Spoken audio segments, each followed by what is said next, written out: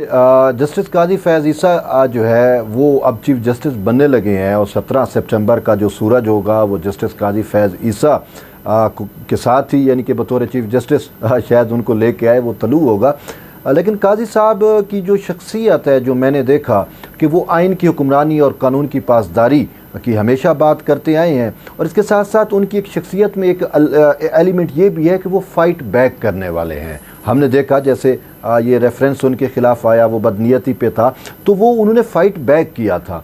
और दूसरी बात यह है कि 13 महीने का, अगरचे टाइम उनके पास बहुत कलील है कि 13 महीने वो बतौर चीफ जस्टिस ऑफ पाकिस्तान के फ़राज़ मनसबी सर अंजाम देंगे, लेकिन उनके पास चैलेंज जो हैं वो बहुत ज़्यादा हैं, जिसमें उनका मेन एजेंडा अगर मैं देखता हूँ तो वो शायद कहीं जुडिशल रिफॉर्म्स होगा।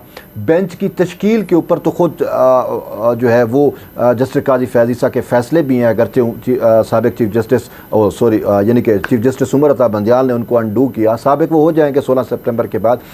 तो वो उस पर काजी फैज़ ईसा का ये एक पॉइंट ऑफ व्यू है कि किसी जज को ये ना पता हो कि उसके सामने कौन सा केस लग रहा है, वो एक शफाफ मेकनिज़म हो और कोई जज अपनी मर्ज़ी का केस अपने पास ना लगवा सके, वो है। दूसरा जो है वो केस फिक्सेशन का एक इशू है, केस मैनेजमेंट का इशू है।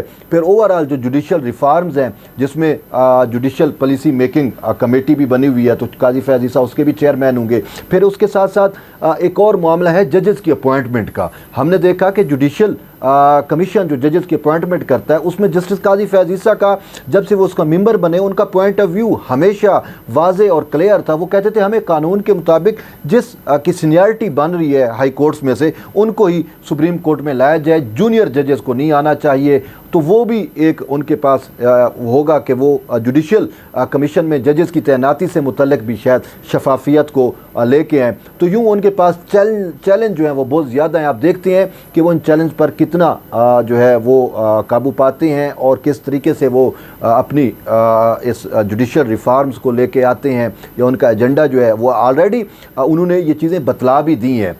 एक मुल्तान से एक वकील ने ख़त लिखा था, तो उसके जवाब में काजी फैज़ ईसा ने बाकायदा अपना एक एजेंडा दिया कि वो चीफ जस्टिस बनने के बाद जो है वो क्या कुछ करेंगे। तो मेन एजेंडा जो है जो हमें नज़र आ रहा है, जो मैंने बताया कि जुडिशल कमीशन में जजेस की तैनाती मेन फोकस होगा, अच्छा बेंच की तश्कील, केस मैनेजमेंट मेन फोकस होगा, इसके बाद जुडिशल रिफॉर्म्स, ये 3-4 चीज़ें तो हमें अभी से नज़र आ रही हैं। और हमें कोशिश, हमारी दुआ भी है कि वो चीफ जस्टिस बनने के बाद इन तमाम चीज़ों को जो है बाअहसन तरीके से निपटा लें।